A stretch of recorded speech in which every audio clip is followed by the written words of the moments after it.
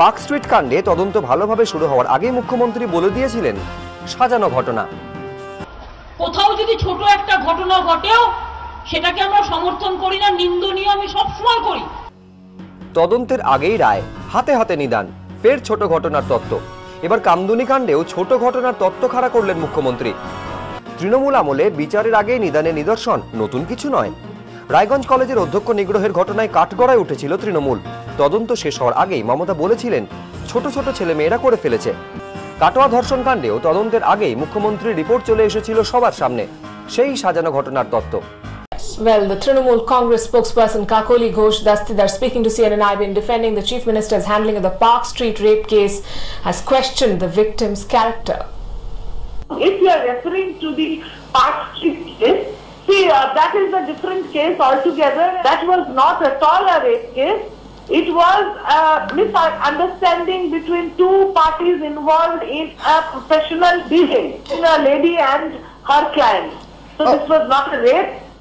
এখন অবধি আমরা পেয়েছি further investigation is going on যে একজন লোক বাকিদের প্রেজেন্সে এই ঘটনাটি ঘটেছে। Joint Commissioner of Police Damayanti Sen has been transferred out of Kolkata to a non-discrete police training school. She has been the investigating officer in the Park Street rape case, which West Bengal Chief Minister Mamata Banerjee had described as a fabricated incident to malign her government. Damayanti Sen played a proactive role in cracking the Park Street rape case and had been backing the victim's charge all through. মহিলাদের উপর অত্যাচার প্রসঙ্গে বিরোধীদের বক্তব্যের পাল্টা জবাব দিতে গিয়ে মুখ্যমন্ত্রী বলেন, ধর্ষণ বাড়ছে বলছেন, জনসংখ্যাও তো বাড়ছে। বিধান রায়ের আমলে যা লোক ছিল এখন কি তা আছে?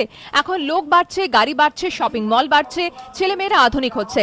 আধুনিকতাকে স্বাগত জানাতে হবে। কিছু কিছু কাগজ ইচ্ছাকৃতভাবে বাড়িয়ে বলছে, তার সঙ্গে বাস্তবের মিল নেই। পার্ক স্ট্রিট কাণ্ডের অভিযুক্ত কাদের খান এবং আলী তাদেরকে গ্রেফতার করা হয় গতকাল গাজিয়াবাদ থেকে এবং ইতিমধ্যেই তাদেরকে কলকাতায় নিয়ে আসা হয়েছে আদালতের পথে তারা।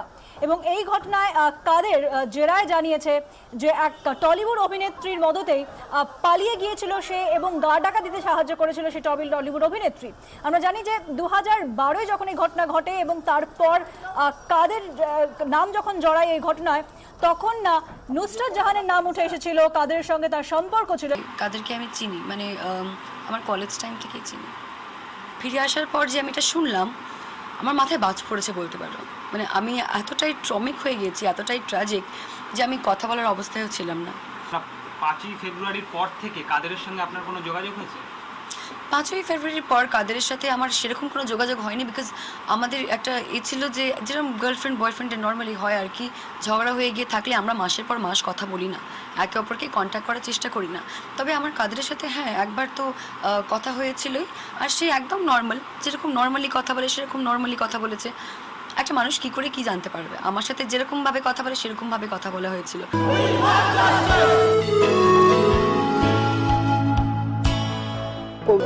মেয়েদের সেফটি, রাস্তায় বেরোনো মানে আমাদের সেফটি আমার একটা প্রশ্ন হয়ে দাঁড়াচ্ছে। রাত 10টা বাজলে আমাদের বাড়ির থেকে ফোন আসে যে আমরা ঠিক মতন বাড়ি পৌঁছাচ্ছি কিনা। মেয়েরা যাতে স্বাধীনভাবে থাকতে পারে সেটা আমাদের দেখা উচিত।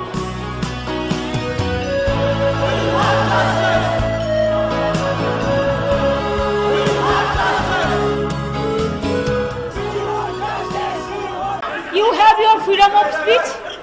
You have your freedom of speech. You can express your views, what you people are doing every day.